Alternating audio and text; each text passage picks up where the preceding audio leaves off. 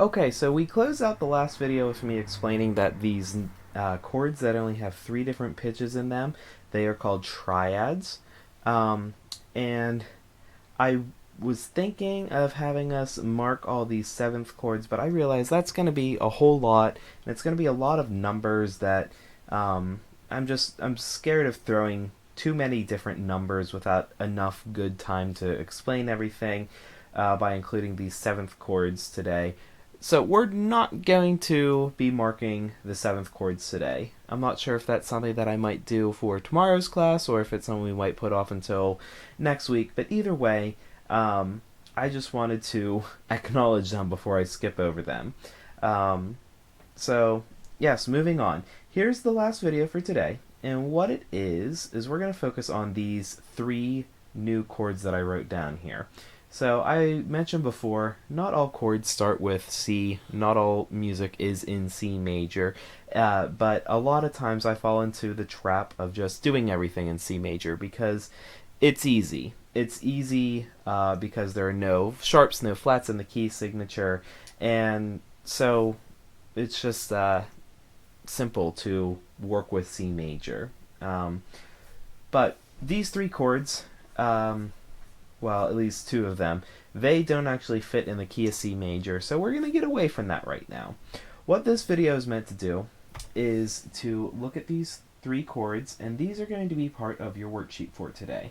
I have told you, as you can see right here, these chords are B flat major, E major, and D minor, so it's not like you have to tell me what chords they are. You have to tell me what inversion they are in.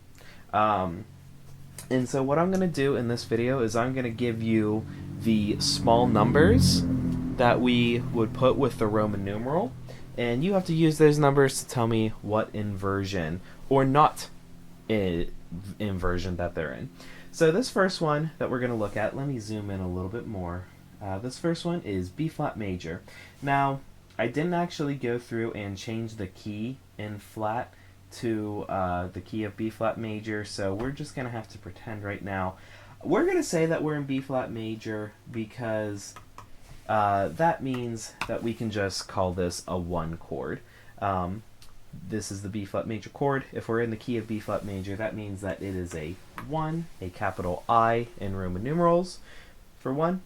And I'm going to show you here what the numbers we would put in this is. And then on the worksheet, you have to tell me what inversion is this.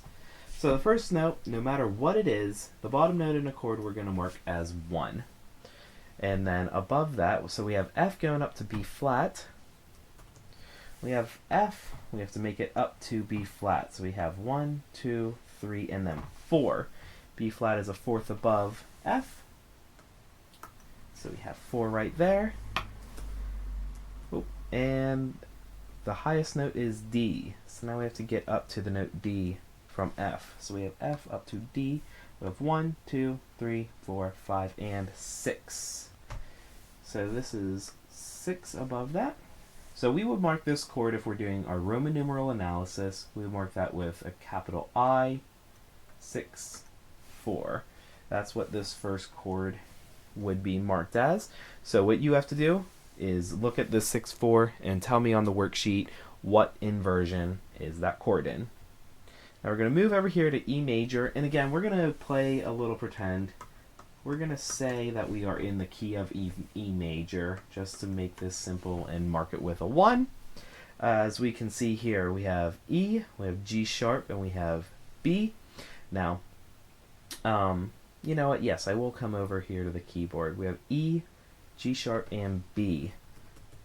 So we have E, and we have to get up to G sharp. We have 1, 2, 3. I'm sorry, I forgot to mark that E. So we have 1, we have a 3. It's an ugly, actually, yeah, I will change that. Oh my. There we go, that's better-ish. And we need to go from E to B. E up to B, we have 1, 2, 3, 4, and 5. So the highest note is a fifth above. So we have 1 in the Roman numeral, we have the capital I. We could mark this with 5, 3, but that would also be assumed, so we can just mark it as a 1. So there's how we would mark it. You have to tell me if it's in root position or if it is some sort of inversion.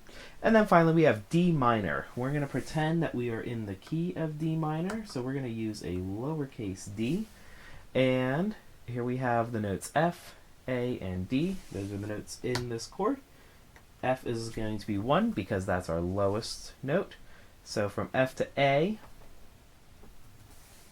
we have an F, we are going to A, we have 1, 2, 3. So A is a third above F. And then we have F to D is our last interval I have to find today. We have 1, 2, 3, 4, 5, and 6. So that is a sixth above F. So what we would mark this is capital I for Roman numeral 1. We would mark this just a 6. Well, we could mark the 3, but that's assumed. So we could just mark that as a 1, 6. So let me zoom out. These 3 chords that we have in B flat major, 1 with the 6, 4. In E major, we have 1 with a 5, 3, or just 1 by itself. And in D minor, we have 1 with a 6, 3, or 1, 6 by itself. And now that I'm looking at this and I'm reminding myself that we're a minor, I'm not going to make a big deal out of it, but this is a minor chord. Technically, this should be a lowercase Roman numeral, so lowercase I, 1, 6, 3, or lowercase I, 6. There we go. So there you have it. These are the 3 notes that are included on the worksheet. Please fill out the worksheet and get it to me by the end of today. As always, if you have questions, feel free to let me know. I would be happy to help you as much as I can. I did send out information and videos and worksheets for extra credit if that's something that interests you. And everybody, please do fill out that survey, or at least the questions about if you have belongings at Bishop Carroll. Even if you have nothing there that you need to get, please do answer at least the first couple questions.